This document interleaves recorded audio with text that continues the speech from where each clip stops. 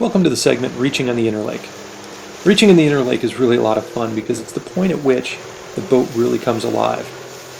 Here you see myself and Ryan Kyle out on a beautiful afternoon, and we're having a great time ripping along on Lake Erie.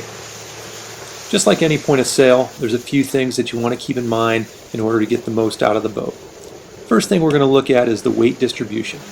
Here you see Ryan and myself centered in the boat, fore and aft, and sitting just across from the main sheet. This puts us in a comfortable position to be able to pull any of the control lines at any given point in time. Also puts us in a nice strong hiking position. One thing that we always try to keep in mind is keeping your eyes out of the boat. What to look for and where to look for it are very important. On this particular day you could see the puffs with the darker water, and we're looking in the direction of our apparent wind angle, which is just forward of the beam. This allows us to be prepared for any sort of gust. Once the gust hits, then we're going to react by easing the vang. The vang is essentially an extension of the helm. If you draw a straight line from the top of the mast to the end of the boom, it really extends down into the rudder. So when you release it, the rudder releases. If you pull it on tight, it'll induce some helm. Next time you're out reaching around, give it a try. Ease the vang off and feel the helm, pull the vang on, and see how the boat reacts. Can't forget about how the main sheet affects the balance of the boat, but you have to understand the vang as well. Another major influence on the helm on the Interlake on a reach is the centerboard in its relative position.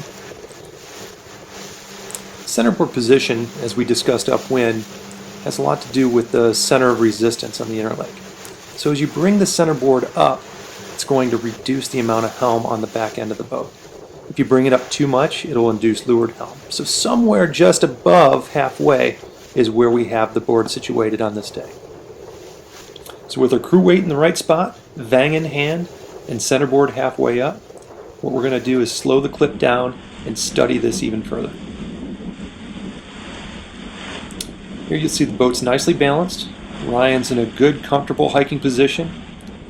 I'm checking out the breeze as it comes down in the direction of the apparent wind, and we're moving along really nice. There's a big puff rolling down, and watch the reaction and the boom height as the puff hits. Both the spinnaker and the main sheet are eased, the vang is completely off, which then frees up the rudder. Right there you saw that I pulled the vang back on, and now I'm just using it as an extension of the main sheet. Once overpowered, I ease it off.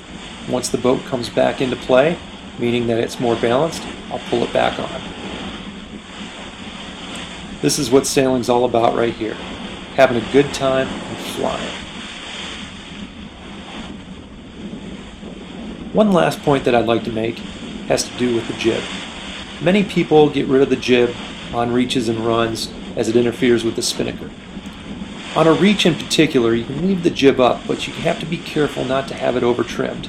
There's a very narrow slot between the spinnaker and the main sail where you can take advantage of some of that breeze, but if it's over trimmed, it's going to suck some of the breeze out of the spinnaker and it's going to create a backwind on the mainsail. Though you can't tell here, I like to have the luff of the jib breaking just a little bit. That way I know it's not going to interfere with the spinnaker. I hope you enjoyed this short clip. We enjoyed this sail on this particular day, and we love reaching in the Interlake.